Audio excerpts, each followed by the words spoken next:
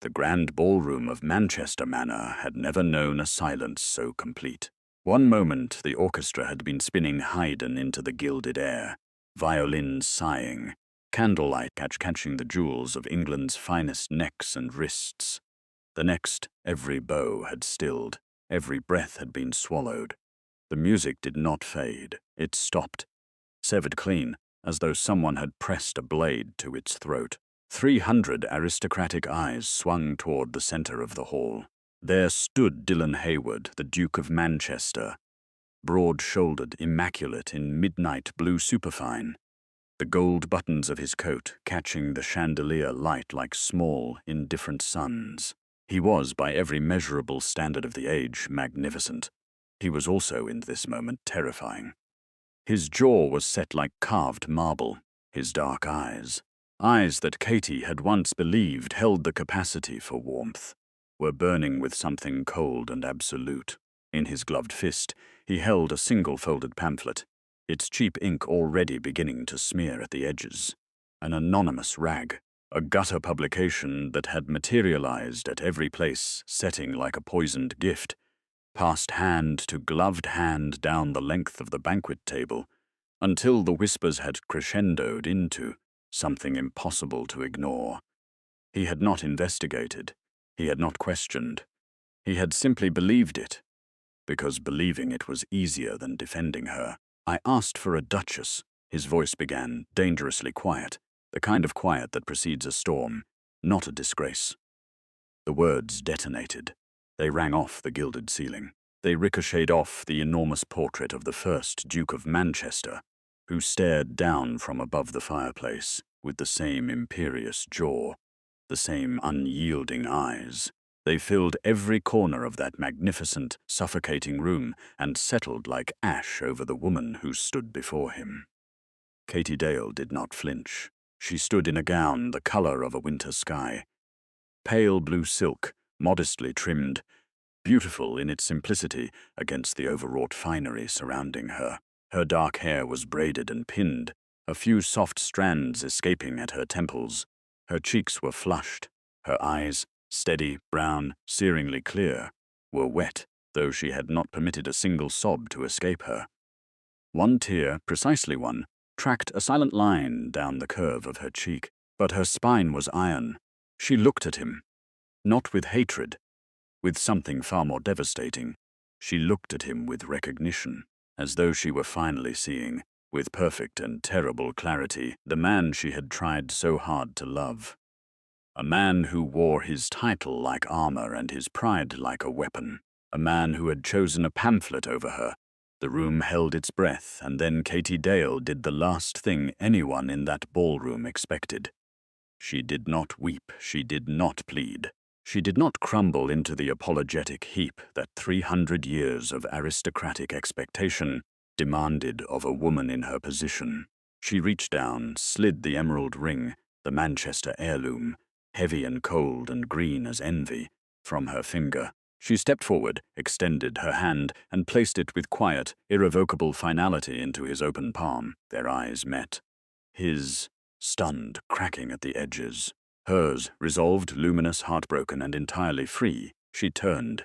She walked, shoulders back, chin lifted, through the parting crowd, past the whispering silk and the dropped fans and the open, scandalized mouths, down the length of that grand marble corridor, where afternoon light poured golden through tall windows, and she did not look back once.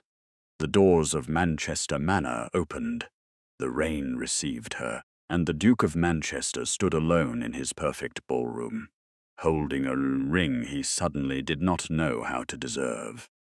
It had not always been like this. There was a version of Dylan Hayward that existed only in the months before the engagement was announced, before the solicitors arrived with their documents, before the society columns began sharpening their quills, before Manchester Manor became less a home and more a stage upon which every gesture carried consequence. That version of Dylan was not entirely tender, not entirely warm, but he was real in a way that the man in the ballroom had ceased to be. Katie had loved that version. She had been foolish enough to believe it was the one she was marrying. She had met him in March, at the tail end of a season that had nearly broken her. Katie Dale was not the sort of woman who appeared in the better drawing rooms of London by design. She had arrived by accident, or rather, by the threadbare grace of her aunt, Mrs. Elspeth Crane, a widow of middling respectability, who had scraped together enough social currency to secure them both an invitation to the Viscount Ashby's spring reception. Katie had worn her one good gown, ivory muslin with a pale green sash, and had spent most of the evening near the window, trying to look as though she were perfectly content to be ignored. She was not wealthy, she was not connected. What she possessed, in abundance, was a quality that had no useful name in Regency society, a kind of quiet, undecorated intelligence, the sort that observed everything and volunteered nothing until it had something worth saying. She had read more books than most men in that room. She had opinions about philosophy and agriculture, and the appalling state of the parish poorhouses outside Manchester that she had learned early and thoroughly to keep to herself. Dylan Hayward had found her beside that window by accident, too. He had been retreating from a particularly suffocating conversation with Lord Pemberton about the entailment of his northern estates. The kind of conversation that reminded him, as most conversations did, that being the Duke of Manchester was less a privilege than a life sentence handed down through bloodline. He had turned, nearly collided with her, and instead of the practiced social recovery he had deployed 1,000 times before, he had simply said, "I beg your pardon, I was fleeing." She had looked up at him with those clear, serious eyes and replied, without a trace of simpering, "So was I, though I suspect we were fleeing different things." He had laughed, genuinely laughed, the unguarded kind, the kind that surprised him on the way out. He had not left her side for the rest of the evening. In the weeks that followed, something quietly extraordinary happened. Dylan Hayward, a man whose every social interaction had been transactional since the age of 12, when his father had first sat him down and explained the obligations of greatness, found himself seeking out Katie Dale's company for no strategic reason whatsoever. He called at her aunt's modest townhouse on Clarges Street, a narrow, slightly faded building that would have embarrassed most men of his standing, and sat in the small parlor drinking indifferent tea from mismatched china and talking about things that mattered to neither of their stations. She had told him about the village she had grown up in, a small green place in Derbyshire, where her father had been a country solicitor of good character and limited income. She had described without self-pity the particular texture of a life built not on legacy but on effort. The mended hems, the careful budgeting of candles, the satisfaction of a warm kitchen, and honest work. She had made it sound somehow like richness. He had told her, haltingly, as though the words were unfamiliar objects he was turning over in his hands, about the loneliness of Manchester Manor, the way the house seemed to grow larger and colder every year, the way every room held a portrait of a Hayward ancestor watching with ancestral expectation, how he sometimes stood in his own library, surrounded by 10,000 books, and could not think of a single person he might honestly speak to. She had listened without interrupting. Then she had said very quietly, "That sounds less like a dukedom and more like a very grand sort of cage." He had looked at her for a long moment. "Yes," he had said at last, "that is exactly what it is." He had proposed 6 weeks later. It was not perhaps the most romantic of proposals. He had been practical about it, deliberate and careful in the way that men who have been taught to treat emotion as a liability tend to be. He had explained, in the garden of Ashby Park, that she was unlike anyone he had encountered, that he believed they might build something genuine together, that he was aware she would be giving up a modest but independent life in exchange for one of considerable constraint, and that he would endeavor to make that constraint worth bearing. She had taken his hands in hers. "I am not afraid of constraint," she had told him. "Only of dishonesty. Promise me that, and I will give you the rest," he had promised. For a while he had kept it. The autumn before the scandal broke had held moments of real grace between them. Walks through the grounds of Manchester Manor in the copper-coloured mornings, where he had shown her the walled kitchen garden his mother had planted and never lived to see mature. Evenings by the fire in the west sitting room, not the formal drawing room which they both instinctively avoided, where she had read aloud, and he had watched her with the expression of a man who had misplaced something valuable and was only now finding it again. She had begun cautiously to believe, but the wedding date had been set, and with it London had arrived.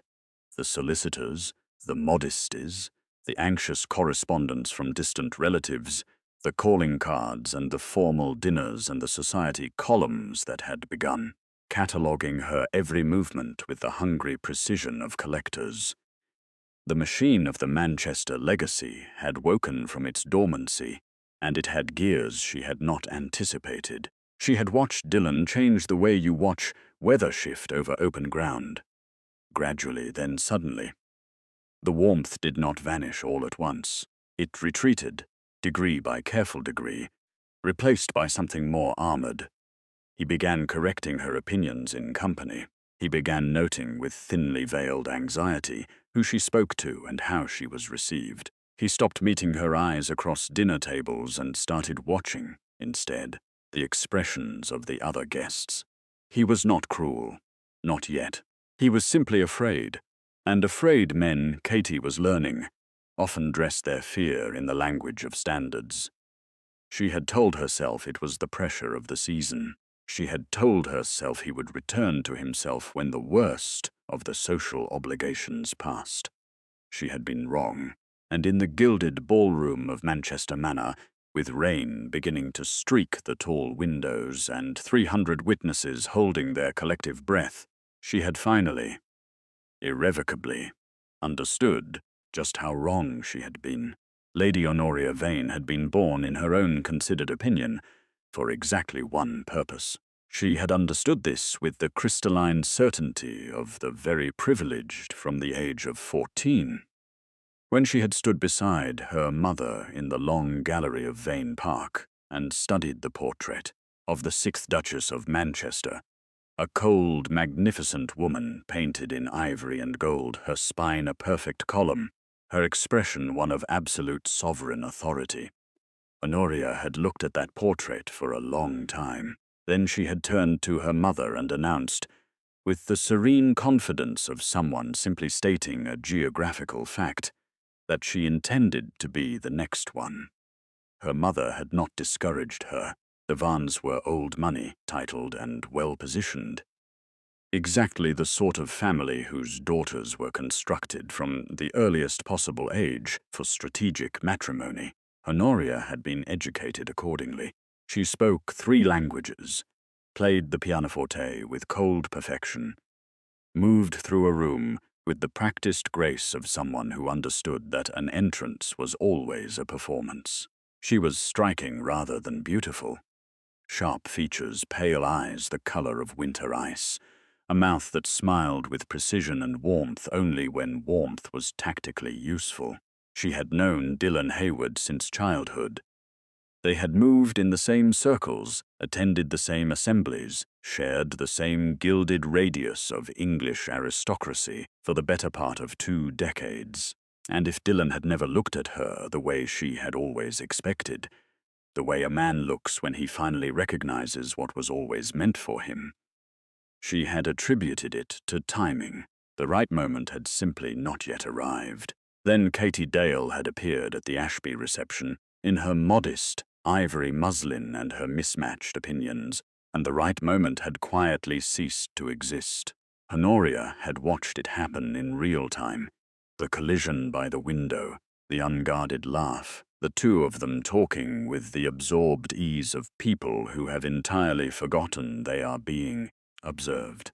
She had watched Dylan Hayward, the most socially guarded man in the county, leaned slightly forward in his chair as though pulled by some invisible current, and something inside her had gone very still and very cold. She was not a woman who wept over disappointment. She was a woman who catalogued it, filed it away in the neat, temperature-controlled chambers of her intelligence, and considered what might reasonably be done. The engagement announcement had been her answer. It had appeared in the Morning Post on a Tuesday in late October, sandwiched between a notice about parliamentary proceedings and an advertisement for a reputable Bath physician. 6 lines. Katie Dale's name in clean black ink, followed by Dylan Hayward's titles, followed by a date. Honoria had read it twice at the breakfast table, replaced the paper with geometric precision beside her teacup, and excused herself from the room. She did not speak of it for 3 days. She simply thought. And Lady Honoria Vane, when she thought, was considerably more dangerous than most people when they acted. The instrument of her plan revealed itself in November in the form of a name overheard at a dinner party. A name spoken in the deprecating murmur reserved for the thoroughly ruined, Mr. Cassius Ford. Once a gentleman of reasonable family and considerable charm, now a discredited figure who haunted the margins of society like a ghost who hadn't yet accepted his own irrelevance. He had been caught, some 3 years prior, in a financial scheme of breathtaking dishonesty. Forged investment documents, defrauded partners, a quiet but comprehensive disgrace. He had since retreated to the cheaper streets of London, living on borrowed credit and borrowed time. What made him useful to Honoria was not what he was now. It was what he had once been to Katie Dale. This fragment of intelligence cost Honoria 2 evenings of patient, oblique conversation with a garrulous baron's wife who knew everything about everyone, and required only a sympathetic audience. The connection was minor. Cassius Ford had briefly moved in the same Derbyshire circles as Katie's family years before the scandal, had attended the same assemblies, had perhaps danced with the young Miss Dale once or twice before his disgrace removed him from polite company entirely. Nothing more than proximity. Nothing more than coincidence. But coincidence, Honoria understood, was simply opportunity wearing plain clothes. She located Ford without great difficulty. A note discreetly delivered. A meeting arranged at an establishment where discretion was guaranteed by the mutual self-interest of everyone present. She had sat across from him in a private parlor, assessed the quality of his desperation in approximately 4 minutes, and made her proposal with the calm efficiency of someone conducting a business transaction, which was precisely what it was. She did not ask him to do anything, strictly speaking, that required him to appear in public. She did not require performance or confrontation. She required only his name, his history, and his silence regarding her involvement. The rest, the carefully worded anonymous pamphlet, the suggestion of a prior and disreputable attachment, the implication of correspondence that had never existed. The rest she composed herself in her own hand at her own writing desk on a quiet Wednesday afternoon while the winter rain tapped against the window panes of Vane Park. She was, it must be said, extraordinarily good at it. The language was perfectly calibrated, not so explicit as to invite legal challenge, not so vague as to be dismissible. It implied rather than stated. It suggested rather than accused. It was designed not to convince every reader, but to convince one specific reader, in one specific way, at one specific moment. Dylan Hayward's Achilles' heel was not cruelty. It was not even arrogance exactly.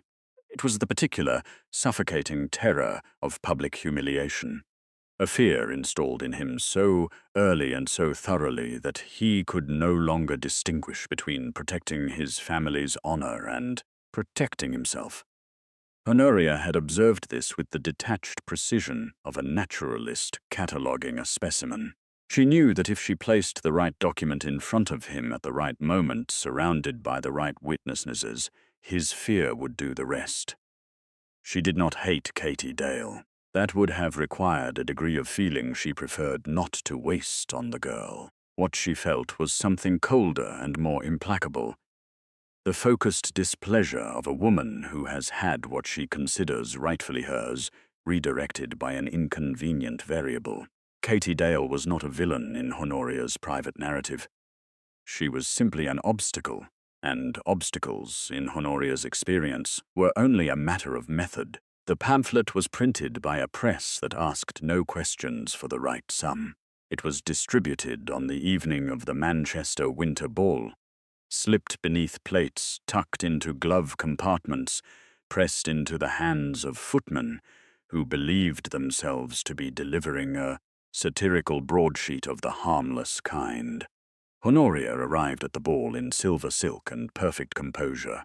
She found her seat, accepted a glass of champagne, and waited. She did not have to wait long. The music faltered.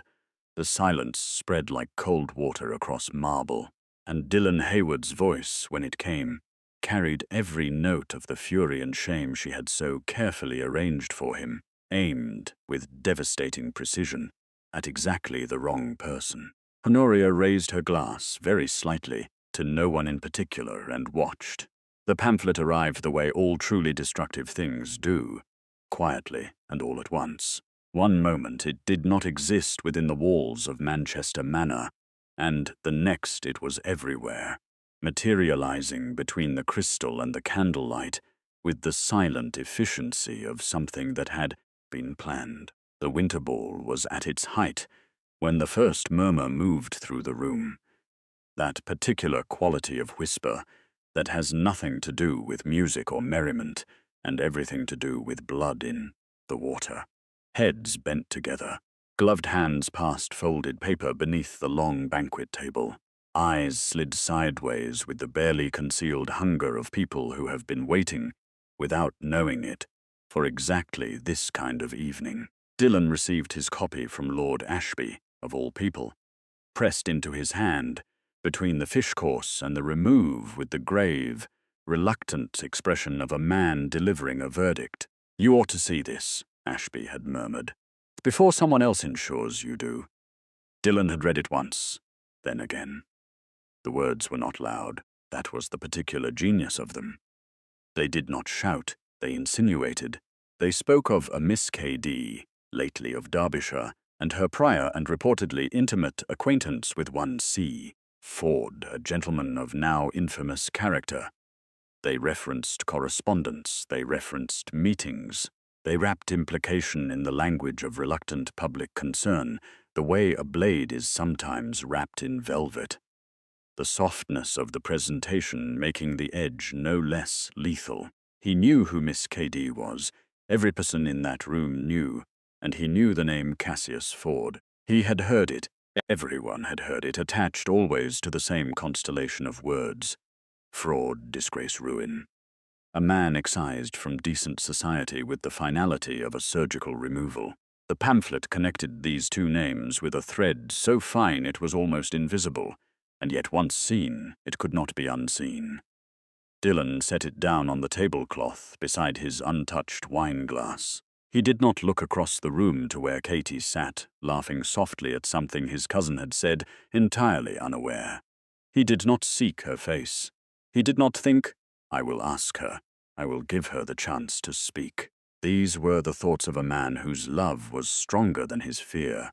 And in that moment, in the gilded, witness-filled, suffocating moment of the Manchester Winter Ball, Dylan Hayward discovered something terrible about himself. His fear was stronger. It came upon him not as anger, not at first, but as a kind of cold, flooding shame. The shame of a man who has publicly staked his family's impeccable reputation on a woman he now catastrophically doubts. 300 years of Manchester honor. His father's voice low and unsparing. "The title is not yours, Dylan. It is merely in your custody. Do not mistake the difference." Every portrait in every corridor of the manor, watching with the same unyielding expectation. The knowledge, the absolute, chest-tightening knowledge, that every person in this room had read the same words he had just read, and was now watching him to see what the Duke of Manchester would do. What the Duke of Manchester would do, it turned out, was the worst possible thing. He stood. He crossed the room. He positioned himself before Katie Dale with the pamphlet in his hand and 300 witnesses at his back, and he did not say, "Is this true?" He did not say, "Tell me this is nothing." He did not offer her the dignity of a private word, a quiet hall, a moment away from the consuming gaze of the assembled aristocracy. What he said was what the room already knew he would say, what his fear had decided long before his mouth opened, what the title and the portraits and 20 years of weaponized expectation had been building toward. "I asked for a Duchess, not a disgrace." The words left him and became immediately irretrievable, massive, irrevocable things, filling every corner of the ballroom. He watched them land. He watched the color leave Katie's face, watched the single, precise tear track its line down her cheek, watched her absorb the blow of it with a stillness that was, even then, even through his own blind fury, more dignified than anything he was capable of in that moment. And then he watched her hand come forward and felt the emerald ring settle into his palm with a weight that had nothing to do with the stone. She held his gaze for the space of 3 full seconds, long enough that he would remember it for years. The particular quality of her eyes, in that moment heartbroken and resolved in equal measure, as though she had hoped he might still choose, differently right up until the moment it was impossible. Then she turned and walked. The room remained frozen for the span of a long breath after the doors closed behind her. Then, as rooms do, it began to breathe again in fragments, in whispers, in the careful repositioning of those who understood that they had just witnessed something that would be discussed for the remainder of the season. Dylan stood exactly where she had left him. He was aware of the ring in his palm. He was aware of Lord Ashby somewhere to his left, and the orchestra still suspended in uncertain silence, and Lady Honoria Vane at the far end of the room, still as a painting in her silver dresser, expression one of composed, unreadable attention. He was aware, in the distant, muffled way of a man whose blood has gone cold, that the entire architecture of the evening had collapsed, and that he was standing in its wreckage. He closed his fingers around the ring. He did not go after her. This was the decision he would replay 10,000 times in the months that followed, turning it over with the compulsive exhaustion of a man trying to locate the exact moment a bridge gives way. He did not go after her because the room was watching. Because to go after her would be to appear uncertain, and a Duke of Manchester could not afford the appearance of uncertainty, because some calcified, armored part of him still believed, in the immediate, gutless aftermath, that he had done what was necessary. Outside, the rain had become serious. Katie's carriage had already gone by the time he reached the entrance hall. He did not consciously decide to walk there. His feet simply carried him, away from the heat and the eyes and the wreckage of the ballroom, into the cold marble quiet of the corridor. The tall windows threw the darkness back at him. Somewhere in the distant grounds, the fountain his grandfather had built was being swallowed by the storm. He stood at the window for a long time. The ring sat in his fist, cold and unanswering. The Manchester emerald, 300 years old, passed from Duchess to Duchess through wars and scandals and the ordinary catastrophes of time, had never, in all those years, been returned, until tonight, until him. He pressed his forehead very briefly against the cold glass of the window, and for just a moment, in the privacy of that empty corridor, the Duke of Manchester was not a duke at all. He was simply a man who had been handed something rare and true and irreplaceable, and had, in a single unforgivable moment of cowardice, thrown it away with both hands. The rain offered no absolution, neither did the silence. The cottage had a leaking gutter, a kitchen garden that had gone entirely to rebellion, and a front door that required lifting slightly before it would consent to open. The bedroom ceiling held a water stain shaped vaguely like the county of Cornwall. The fireplace in the sitting room smoked badly in east winds, and the east winds in Derbyshire in January were a near-constant condition. Katy loved it with a ferocity that surprised even herself. She had arrived on a Tuesday evening 3 weeks after the ball, with 2 trunks, a hat box, and the quiet, careful assistance of her Aunt Elspeth, who had said very little during the journey and had held Katy's hand for most of it, which was, Katy had come to understand, her aunt's particular language of love. The cottage belonged to a widowed friend of Elspeth's, vacant since autumn, available at a rent that Katy's modest inheritance from her father could sustain without humiliation. It sat on the edge of a village called Amberton, 4 miles outside Matlock, far enough from London to be invisible, close enough to the world to remain connected to it if one chose. Katy had not, initially, been certain she wished to remain connected to anything. The first week had been the worst. Not because of the loneliness. She had expected the loneliness, had almost welcomed its clean, uncomplicated edges after the noise and scrutiny of the past months. It was the silence of her own mind that proved difficult. In the absence of performance, of careful self-management, of the constant low-level vigilance required of a woman navigating a world that was always watching and always judging, she had been left alone with the full, unmediated weight of what had happened. She had wept, then, properly and without audience. The kind of weeping that has nothing elegant about it, that is simply the body releasing what the mind has been too occupied to process. She wept for the version of Dylan she had believed in. She wept for the quiet evenings in the west sitting room, and the kitchen garden, and the unguarded laugh by the window at the Ashby reception. She wept for the life she had briefly, foolishly, allowed herself to imagine. And then, on the 8th morning, she woke before dawn to the sound of a thrush, singing with complete unself-conscious conviction in the bare branches of the apple tree outside her window, and something shifted. It was not a dramatic shift. It did not arrive with revelation or clarity or any of the transformative machinery that stories tend to assign to moments of change. It arrived the way light arrives in winter, gradually, sideways, without announcement. She lay in her narrow bed, listening to the thrush, and became aware, with a quietness that felt almost like surprise, that she was breathing without difficulty.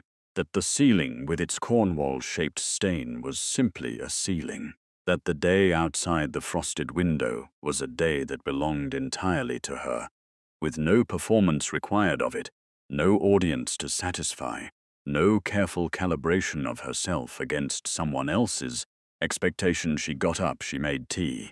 She opened the rebellious front door, lifting it correctly on its hinge, and stood in the cold kitchen garden in her dressing gown, watching the sky turn from black to grey to the particular pale gold of a Derbyshire winter morning, as she thought. I am ruined, apparently. And then, with a steadiness that was entirely new, I find I do not much care. It was Mrs. Patience Holt who changed the remainder of everything. Mrs. Holt was the postmistress of Amberton, a compact woman of 50, with ink-stained fingers and the direct, unsentimental manner of someone who has spent decades at the intersection of other people's news and learned to take the long view of human affairs. She appeared at Katy's door on the second Saturday with a meat pie, and the frank observation that a young woman of obvious intelligence sitting alone in a cottage was a waste of a resource the village could ill afford. She was, it emerged, also the driving force behind the Amberton Ladies' Charitable Press, a small, earnest operation conducted from the back room of the post office, which produced a monthly pamphlet distributing information about local relief efforts, parish resources, and practical guidance for the village's poorer families. It had Mrs. Holt explained without particular apology, a readership of approximately 60, a printing press of uncertain vintage, and a chronic shortage of anyone who could write a coherent sentence without requiring significant editorial intervention. Katy had looked at her for a long moment. Then she had asked when she might begin. What followed was the quietest revolution of her life. She came to the post office each morning at 9, learned the temperamental habits of the old press, which required coaxing on cold days and firm handling always, and began to write. Not the careful, self-censored prose of a woman monitoring her own opinions for social acceptability, but something plainer and more direct. She wrote about the families in the village's poorest quarter who could not afford winter coal. She wrote about the parish poorhouse and its inadequate provisions. She wrote about a widow on the Eastern Lane whose roof had partially collapsed in November and who had been waiting 3 months for assistance that had not arrived. She wrote, in short, about the things she had always noticed and never been permitted to say. The readership of the Amberton Ladies' Charitable Press, by March, had grown to 240. By April, a sympathetic magistrate in Matlock had read the coal piece and redirected a portion of the parish relief fund accordingly. The widow's roof was repaired in February, 4 days after Katy's account of it appeared in print. She did not think about Dillon often, or rather, she thought about him in the way you think about a wound that is healing, with occasional involuntary attention when something catches it unexpectedly, but without the consuming, debilitating focus of the early weeks. She thought about him when east winds came down from the moors, and the fire smoked, and she sat alone with a book in the lamplight, and the silence had a particular quality. She thought about him when she passed the jeweller's in Matlock and saw emeralds in the window display. But she also thought, increasingly, about the next pamphlet. About Mrs. Holt's suggestion that they approach a printer in Derby about a wider distribution. About the letter she had received from a clergyman in a neighbouring parish who had read her piece about the poor houses and wished to correspond. She thought, in other words, about her own life, not as a diminished thing, not as the salvaged remnant of a greater ambition, but as a life that was becoming, day by measured day, genuinely and particularly hers. The thrush sang every morning without fail. The front door still required lifting on its hinge. The kitchen garden by April had been wrestled into something approaching order, not perfect order, not the manicured geometry of Manchester Manor's grounds, but a living, productive, slightly chaotic garden that grew things of actual use, herbs and root vegetables, and one optimistic row of sweet peas that had no practical function whatsoever, and that Katy tended with disproportionate care. She was not, she had concluded, a ruined girl. She was, at long last, a free one. Manchester Manor had never been louder in its silence. Dillon had not anticipated this. He had returned to it the morning after the ball with the grim, purposeful efficiency of a man executing a necessary retreat, ordering the staff back to their routines, cancelling the outstanding wedding arrangements through his solicitor with a brevity that discouraged questions, and installing himself once more in the life he had lived before Katy Dale had appeared beside a window at the Ashby reception and said something honest to him for the first time in recent memory. He had expected the silence to be a relief, order restored. The house returned to its proper, unencumbered function, the Manchester legacy intact, if bruised and bruises faded. He had told himself this with the methodical conviction of a man building a structural argument against his own doubt, and for approximately 4 days it had almost worked.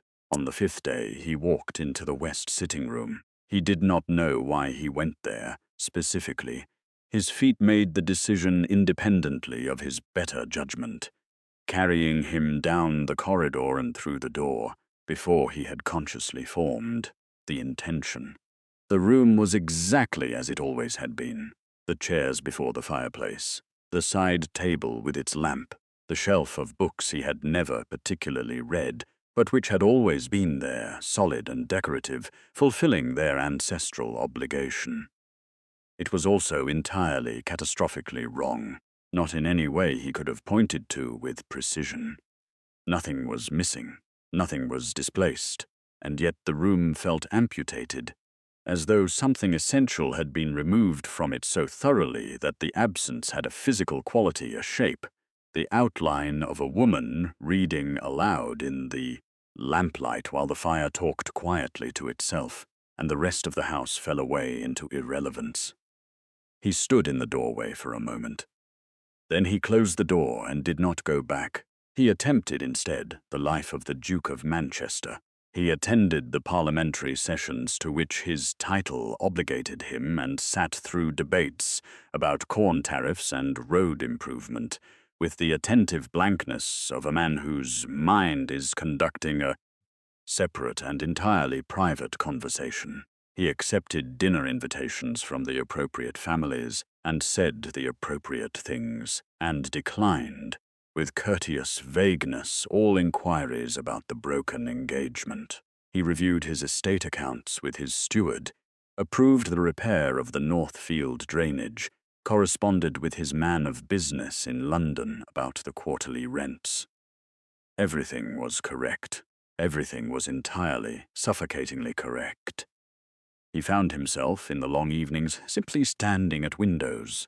He had not previously understood himself to be a man who stood at windows. It had not been an identifiable habit, but the windows of Manchester Manor were numerous, and the evenings were long, and there was, it transpired, very little else that genuinely held his attention. He would stand at the library window and watch the grounds go dark in the early dusk and become aware, with the dull persistence of a recurring injury, of the absolute transactional emptiness of the day just completed. Every conversation he had conducted had wanted something from him. Every letter he had written had served some purpose. Every interaction had been a function of the title, the estate, the legacy, the machine. Not one moment of it had been simply real. He thought about the mismatched teacups on Clarges Street. He thought about this with an involuntary frequency that he found deeply inconvenient. It was his secretary, Pemberton, a meticulous young man of 26, who treated paperwork with the reverence others reserved for religion, who delivered the discovery entirely without understanding its significance. It arrived in the form of a routine administrative matter. In February, a debt collector's inquiry had been forwarded to the Manchester Estate Office regarding one Cassius Ford. The man had apparently listed a spurious connection to the Hayward family in an attempt to leverage credit from a Mayfair tradesman. Pemberton had flagged it as a nuisance and drafted a denial which he brought to Dillon for signature, along with the morning correspondence on a grey Thursday in late February. Dillon had signed it without particular attention, and then he had stopped. He had looked at the name for a moment, Cassius Ford, and something had shifted, very slightly, in the arrangement of his thoughts. Not yet understanding, not yet suspicion, but a small and persistent wrongness, like a piece of furniture 2 inches from where it belonged. He had asked Pemberton to pull everything the estate office held on the matter. What followed was a week of careful, private investigation, the kind that Dillon conducted alone, without delegating, going through the records of the anonymous pamphlet's distribution with the cold, methodical attention he usually reserved for estate disputes. He spoke obliquely to the printer who had produced it, a man in Southwark who, when approached by someone with sufficient authority and sufficient suggestion that the law might develop an interest in the matter, became considerably more forthcoming than he had initially intended. The paper stock was traced, a payment record surfaced, cash but handled through a house account at a bank whose discretion had its limits. And at the end of that account, like a signature on a painting one has been examining too closely to see, Vane Park. Dylan sat with this information for a very long time. He sat with it in his library, in the chair he had once occupied across from Katie on the evenings she had read aloud, with the fire burning down to embers around him and the house entirely still. He turned the evidence over in his mind with the slow, the devastating care of a man disassembling something he himself has broken, examining each piece, understanding its function, reconstructing the mechanism of his own destruction. Honoria. Of course.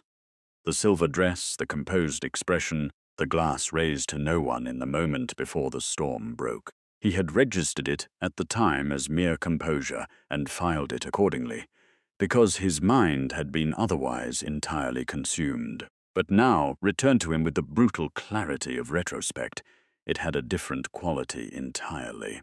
She had known, she had watched, she had arranged every piece of it with the patience and precision of someone who understood his weaknesses better than he had understood them himself. She had handed him a lie, and he had seized it. He had seized it with both hands, turned it into a weapon, and aimed it at the one person in his life who had never been anything but honest with him. He pressed the heels of his hands against his eyes. The fire had gone entirely cold before he moved again. He went to the window, his habitual station, his post of private reckoning, and stood looking out at the grounds of Manchester Manor in the February dark. 300 years of Hayward history behind him in these rooms, in these walls, in the portraits lining every corridor, all that weight, all that obligation, all that carefully maintained, magnificent, breathtaking emptiness. He had sacrificed her for this, for a house that echoed, for a title that asked everything and gave back nothing of substance, for the approval of people who were, even now, at their dinner tables across London, deciding what to say about him next, as they always had, as they always would, regardless of what he offered them, on the altar of his own happiness. He had been, he understood now with absolute and merciless clarity, a coward. And Katie Dale, his Katie with her honest eyes and her mismatched teacups and her spine of quiet iron, was somewhere out there in the world building a life without him, as she deserved to, as perhaps he did not. He arrived in Amberton on a Wednesday morning in March, which was, in retrospect, entirely the wrong way to begin. He came with his best carriage, the lacquered black one with the Manchester crest on the door panel, which announced his arrival approximately 4 minutes before he himself did, giving the village ample time to register that something significant and London-flavoured was descending upon them. He came with Pemberton, his valet, and a letter drafted by his solicitor outlining a formal proposal for the restoration of Miss Catherine Dale's social standing, should she consent to receive it. He came, in other words, armed with every instrument of power and remedy available to the Duke of Manchester. He came, in short, as the Duke of Manchester. This was his first mistake, though he would not understand it as such until Katie looked at him across her cottage doorway and said, without raising her voice, "You brought a crest." It was not a question. It carried the tone of a woman identifying a symptom. She had answered the door herself. This had startled him slightly. He had half expected a maid, some evidence of restored domestic infrastructure, but the door had simply opened, requiring the particular lift of the handle that he did not yet know about, and there she was, in a plain grey dress with ink on her right forefinger and her hair pinned loosely at the back of her neck, a look of such composed, unsurprised steadiness on her face that he felt, absurdly, that he was the one who had been caught unprepared. She looked well. This was the first thing he registered, and it complicated everything. He had constructed, in the privacy of his own imagination, a version of this meeting in which Katie was diminished. Not because he wished her harm, but because suffering was legible and legibility felt navigable. The woman in the doorway was not diminished. She was, if anything, more solidly herself than he had ever seen her. as though the months apart had stripped away whatever careful self-monitoring she had maintained in his presence and left only the essential, unedited person beneath.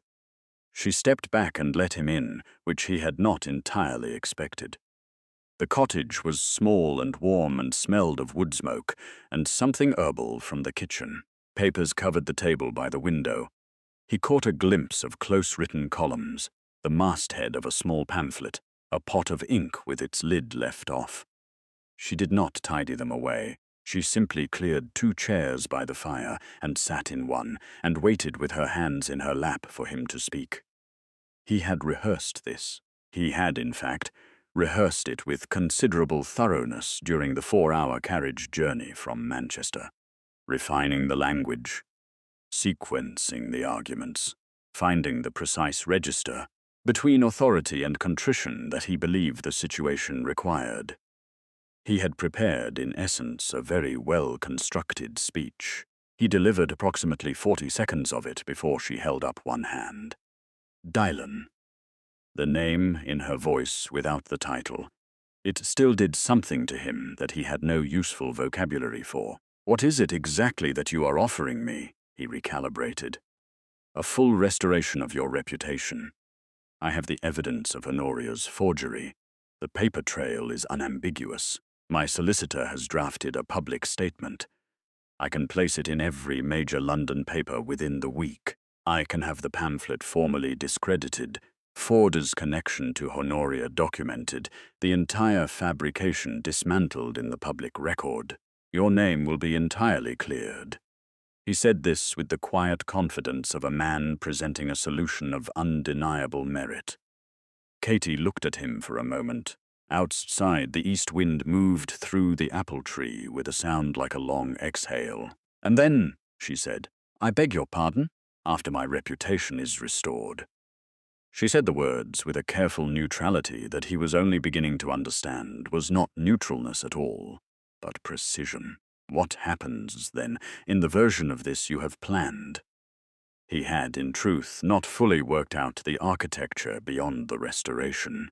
He had been so consumed with the mechanism of repair that the destination had remained somewhat abstract. He said, with less certainty than he had entered the room with, "I had hoped we might, that there might be the possibility of returning to what we had. Of beginning again, properly, with full knowledge of what occurred." She nodded slowly, the way people nod when they are not agreeing but simply acknowledging that they have heard. She looked at the fire for a moment, then back at him, and when she spoke, her voice was entirely without anger, which was somehow considerably more difficult to receive than anger would have been. "You came here in your crested carriage," she said, "with your solicitor's letter to offer me the restoration of my good name, and I understand that this feels to you like the most valuable thing you have to give, because reputation is the currency you have always dealt in. It is the thing you understand, the thing you have been taught to protect above all else." "I know that." She paused. He did not speak. "But Dylan, you still don't see it, do you? You are still solving the wrong problem. You came here to fix my reputation. You have not once, in the 40 minutes since you arrived, asked me how I am." The observation entered him like cold water. He opened his mouth and closed it again, and in the silence between those two gestures, he heard it, the truth of it, plain and unanswerable. "I know Honoria forged it," Katie continued quietly. "I knew that night or suspected it closely enough that certainty felt like a formality. What I could not survive, what I will not go back to, is not the scandal. It is what the scandal revealed, that when the moment came, when something threatened your comfort and your standing, you did not choose me. You did not ask. You did not give me the dignity of a single private question before you made me a spectacle in your ballroom." "I know," he said. The words came out stripped of everything. "I know that." "An apology is not enough," she said, and she said it without cruelty, which made it the most serious thing he had ever been told. "And a restored reputation is not enough. I did not leave that ballroom because my name was damaged. I left because I finally understood what I was to you, an acquisition, a component of the Manchester legacy to be displayed when suitable and discarded when inconvenient. She looked at him steadily. I will not be that for any man, not even one I once loved very much. The past tense landed in the room between them and remained there. Dylan looked at his hands. The solicitor's letter sat folded in his coat pocket, its careful language suddenly absurd. A map to a destination that had never been the right one.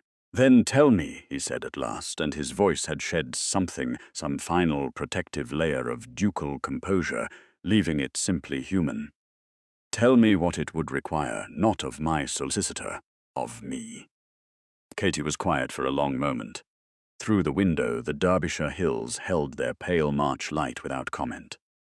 "I cannot tell you that," she said finally. "That is precisely the point.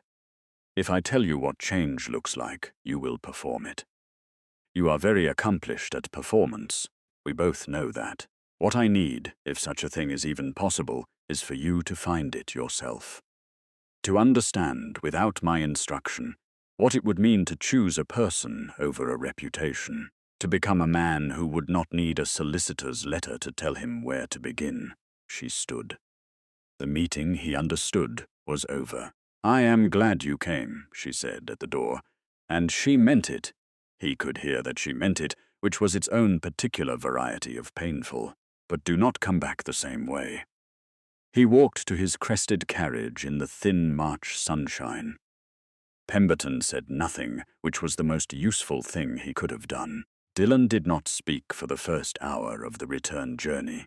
He sat with the solicitor's letter in his lap, looking at the Derbyshire countryside moving past the window, and understood that he had just been given something far more demanding than forgiveness. He had been given the truth. He did not sleep on the journey back to Manchester Manor. He sat in the darkening carriage as Derbyshire gave way to the flat, indifferent Midlands, and watched the last of the daylight drain from the sky. And he thought about what Katie had said with the focused, uncomfortable attention of a man who has been handed a mirror and told to look properly for the first time. Become a man who would not need a solicitor's letter to tell him where to begin. He had spent the better part of his adult life being precisely what his title demanded. Measured, protected, strategically generous, socially impenetrable. He had mistaken this architecture for character. He understood now, in the cold and honest dark of a carriage moving through the Midland counties, that it was not character at all. It was armor, and armor, however magnificent, is not the same as a self. He arrived at Manchester Manor past midnight, dismissed his staff, and went directly to the library.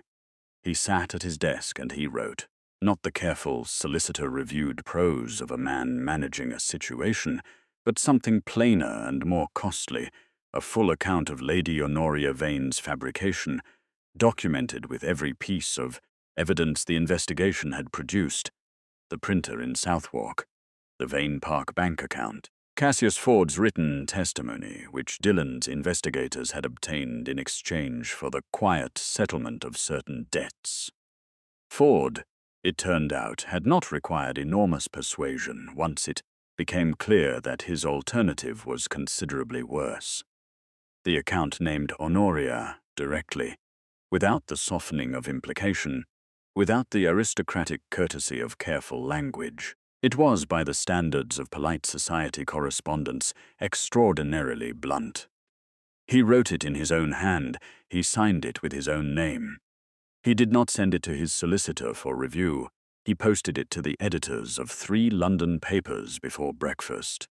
Then he dressed, ordered his second carriage, the plain one without the crest, and rode to London. The letter appeared in print on a Friday morning, which the social calendar of the season ensured was the worst possible timing for Lady Honoria Vane, and the best possible timing for everyone who had spent the winter consuming the story of the Manchester scandal with their morning tea.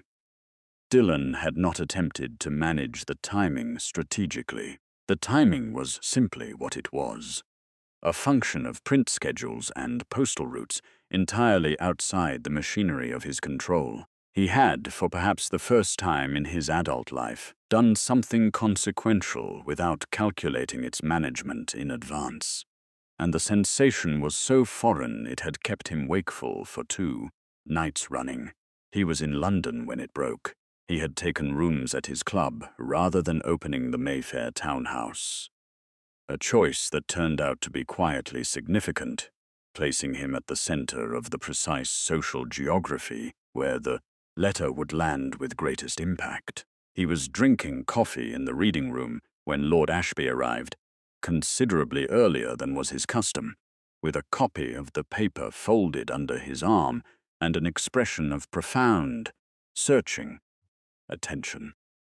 "Hayward," Ashby said, settling into the chair across from him without preamble. "Have you considered the consequences of this?" "At length," Dillon said. "It will not be comfortable, no. Honoria's family will retaliate. Her father has considerable influence with the Marchmont set, and the Marchmont set controls approximately half the significant invitations of the season. You will find certain doors less open than they have previously been." "I am aware."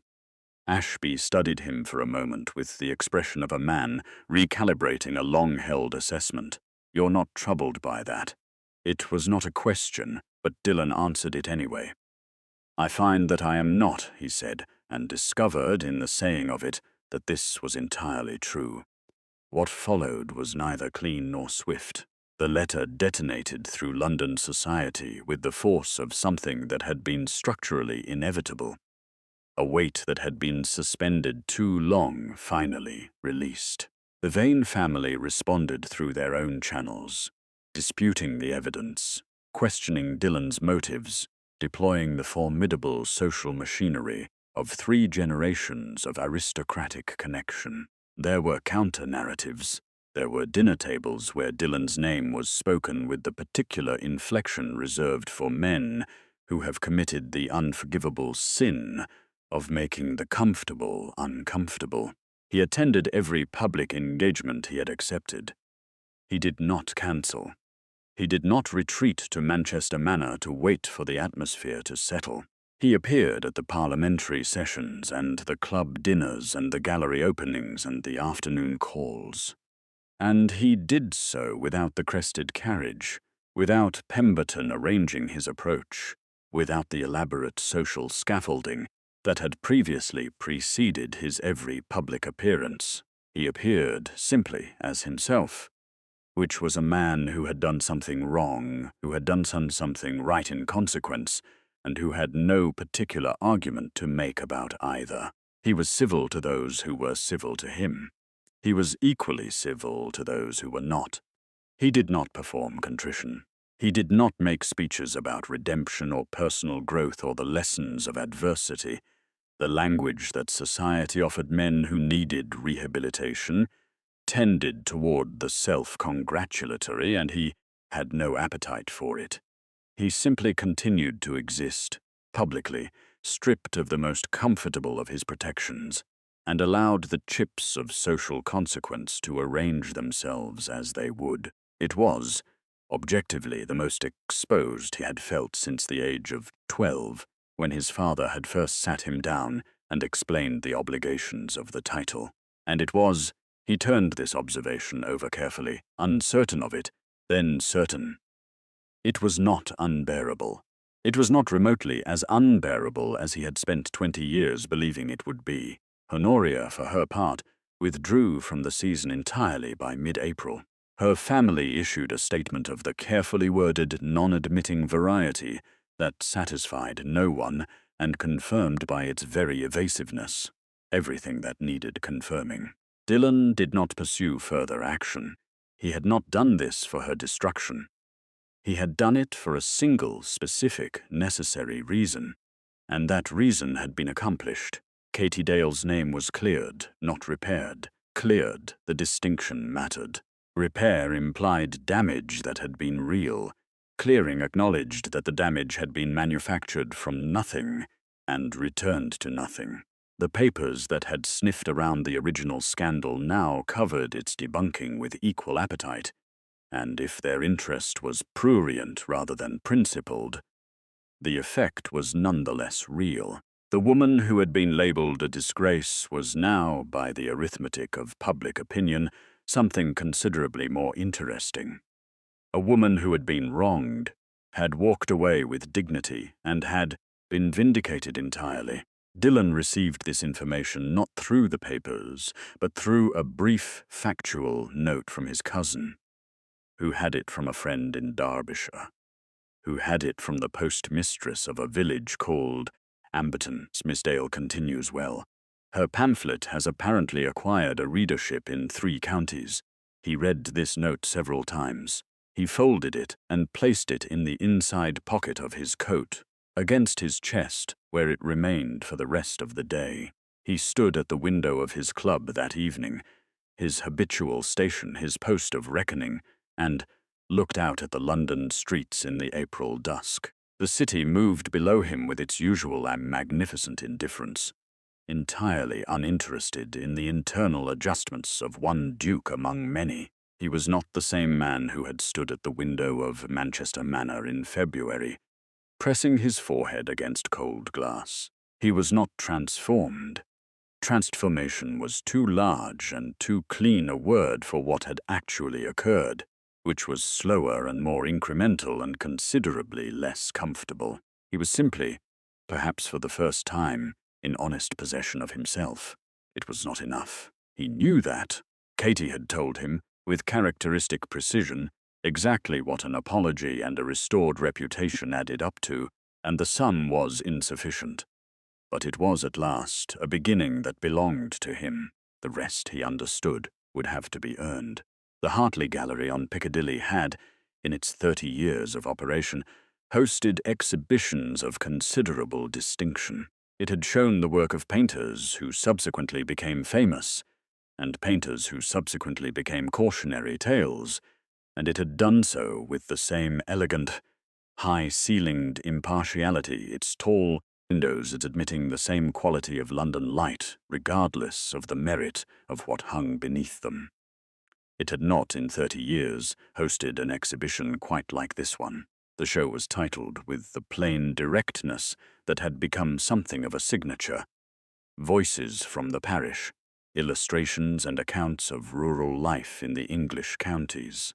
It had been organized by Mrs.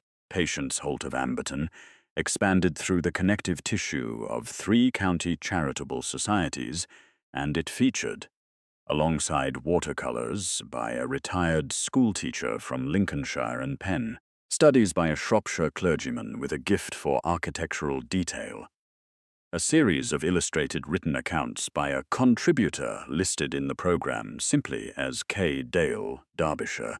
The accounts were extraordinary. This had become, in the weeks since the exhibition opened, a matter of quiet consensus among those who had seen them, written with a precision and human sympathy that made the usual exhibition wall text feel like furniture by comparison. They documented lives that the Hartley Gallery's typical clientele had no occasion to consider: the coal widow, the parish poorhouse, the families of the Eastern Lane. They were accompanied by Katie's own ink illustrations, spare, unornamental, technically accomplished in the way that comes not from formal training, but from years of looking carefully at the world, and recording what is actually there rather than what one expects to find. Word had spread, as word does when something genuine appears among the decorative. The exhibition, initially scheduled for a modest 2-week run, had been extended. The attendance on the 3rd Saturday, which was when Dylan Hayward arrived, was considerable. He had known she would be there. The program had listed a reception, contributors present, and he had read it in his club with the focused stillness of a man receiving information that rearranges everything subsequent. He had sat with it for 2 days. He had not written to announce himself. He had not sent word through intermediaries or prepared the ground through any of the diplomatic channels available to him. He arrived alone in a plain dark coat without Pemberton, without the carriage with the crest. He gave his name at the door as Mr. Hayward, which was, technically, accurate. The gallery was warm with candlelight and conversation. The particular hum of a room full of people performing the business of cultural appreciation, while conducting in parallel the more urgent business of observing one another. Dillon moved through it without his usual social machinery, no calculated entrance, no positioning, no reading of the room's power geometry. He simply walked, looking at the walls until he found her work. He stood before it for a long time. The accounts were mounted in sequence, 6 panels, each combining the written text with its accompanying illustration. He read them in order, slowly, the way you read something that is altering you as you go. The coal widow, the poorhouse winter, the widow on the eastern lane whose roof had fallen in while the parish relief funds sat unallocated. The illustrations were remarkable. Line drawings of faces and hands and doorways and hearthsides rendered with an economy of line that somehow contained everything necessary and nothing surplus. He thought, she was doing this the whole time.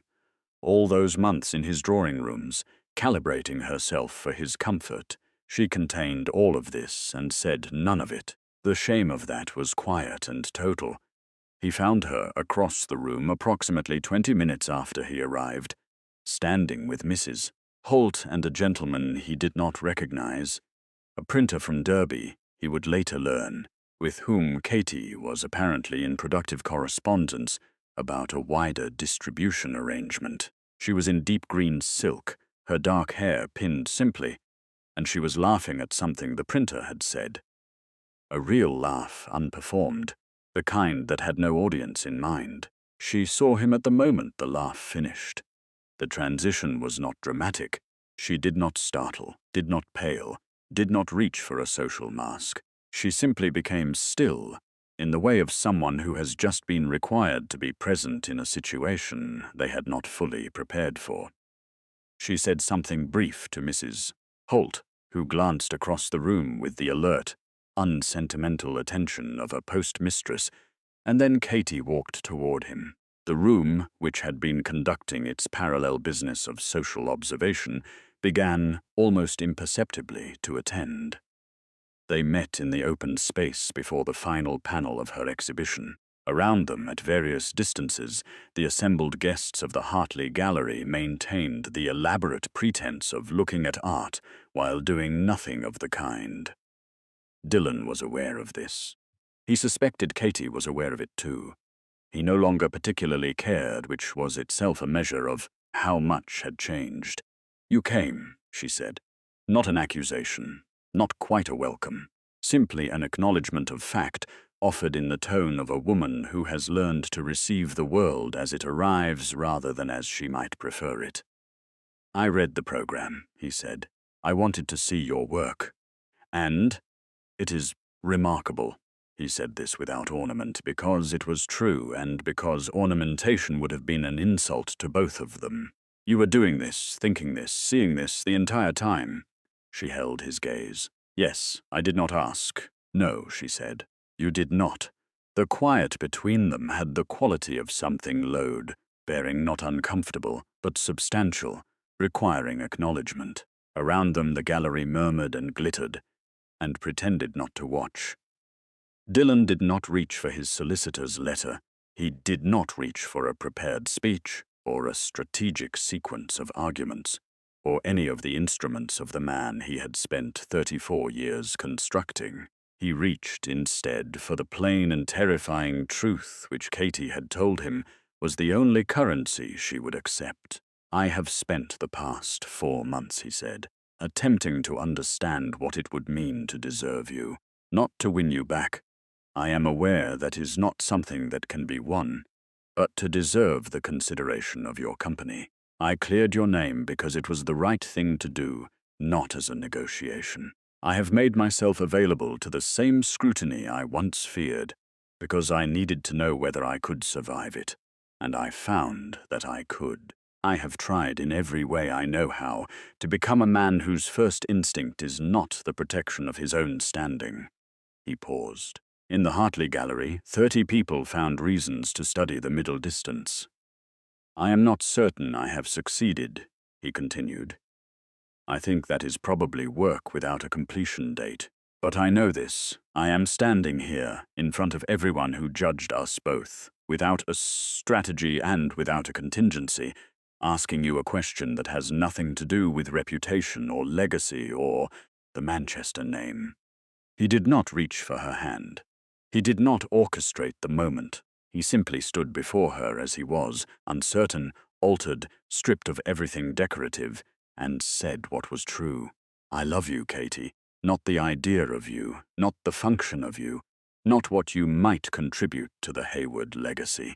You, the woman who argued with me about poorhouse policy over indifferent tea in a narrow parlor on Clarges Street, who told me I lived in a gilded cage before anyone else had the courage to name it, who walked out of my ballroom with more dignity than I have managed in an entire lifetime of trying.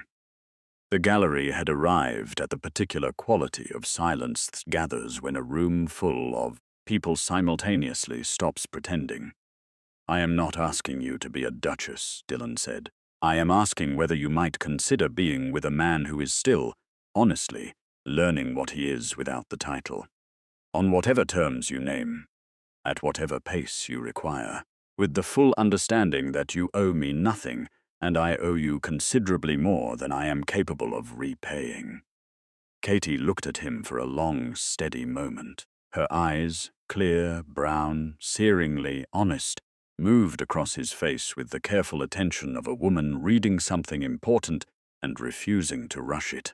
The sweet peas in her Amberton garden were probably coming up, he thought, irrelevantly. The thrush was probably singing in the apple tree. The gallery waited. You came alone, she said at last, and something at the corner of her mouth shifted. Not quite a smile, but the country just adjacent to one. I did, he said. No crest. No crest. She was quiet for another moment. Then she said, with the plain directness that had first caught him at a window at the Ashby reception and never quite let go. Then I think, Mr. Hayward, that you had better begin by looking at my work properly. And then perhaps you might tell me what you actually think of it. It was not a yes. It was considerably better than a yes. It was an open door, held by a woman who had earned every hinge of it. Dillon turned to the first panel on the wall. He looked at it. Really looked. With the full attention of a man who has learned, at considerable cost, the difference between observation and performance. And for the first time in a very long time, in a room full of people, he was entirely, undefendedly present. It did not happen quickly. This was, perhaps, the most important thing about it. There was no dramatic declaration in the carriage home from the Hartley Gallery, no moonlit reconciliation on the steps of Manchester Manor, no single luminous moment in which everything broken was made suddenly cinematically whole. What there was instead was considerably more ordinary and considerably more real. A slow, deliberate reconstruction conducted by two people who had both learned, at sufficient cost, the price of rushing toward what they wanted without examining what they were building it on. Dillon came to Amberton again in May. This time he came alone in the plain carriage, without letters or solicitors or any instrument of the dukedom. He knocked at the cottage door, lifting the handle correctly now, having remembered, and Katie opened it and said, "The kettle is on," and stood aside to let him in.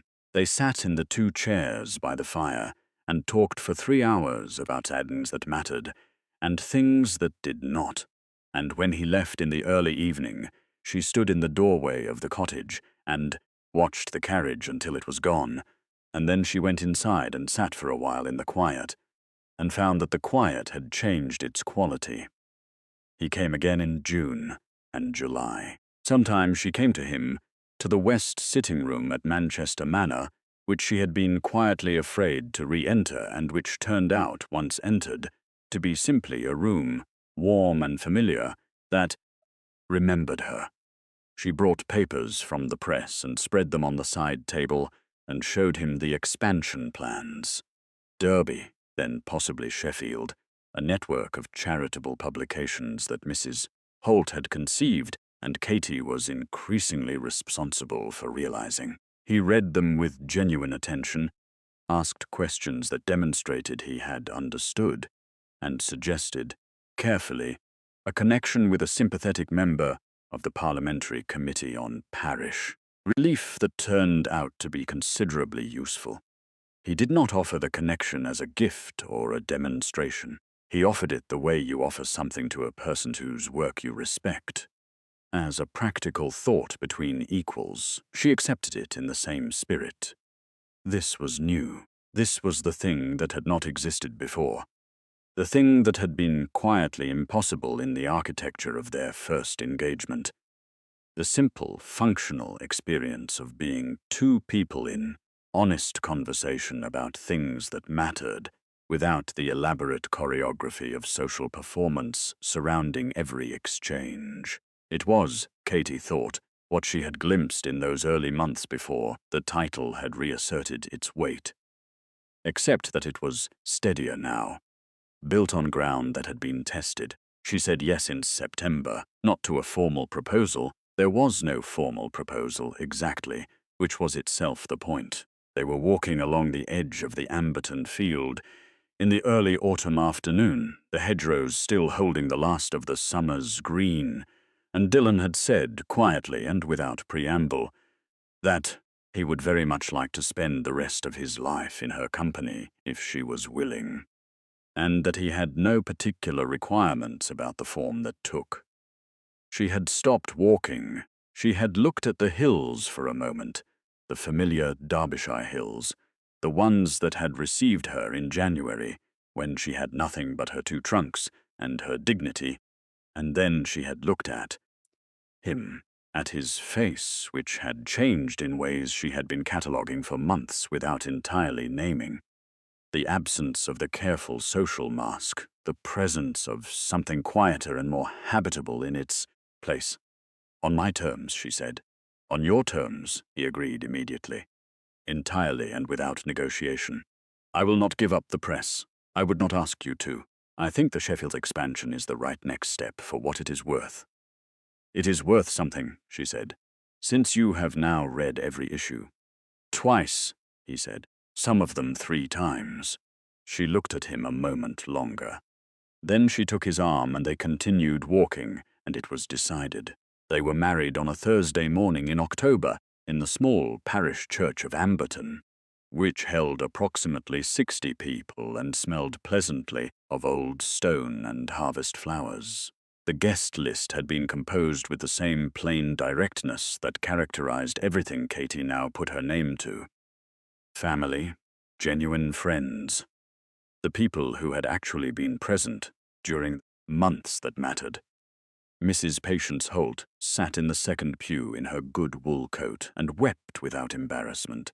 Dillon's cousin attended and said afterward that it was the best wedding he had ever been to, largely because nobody was performing. There was no Manchester crest on the order of service. There was no receiving line, no orchestra, no gilded ceiling. There were autumn flowers from the cottage garden, including, notably, a generous quantity of sweet peas that had no practical function whatsoever, and that Katy had insisted upon with a serenity that foreclosed all argument. There was good food and honest conversation, and, in the evening, a fiddle player from the village, who was technically imperfect and entirely joyful. Dillon stood at the altar and watched Katy come down the aisle on her Aunt Elspeth's arm. In pale gold silk, her dark hair braided simply, her chin lifted with the particular quality of steadiness that had first stopped him in his tracks in a room full of aristocrats who had entirely failed to notice it. And he felt something in the region of his chest that bore no resemblance to the transactional satisfaction of duty fulfilled. It was larger and less comfortable and considerably more valuable than that. He had tried once to acquire a Duchess. He had ended up, through the long and humbling education of his own failures with something the Manchester dukedom had never possessed in 300 years of careful matrimonial strategy.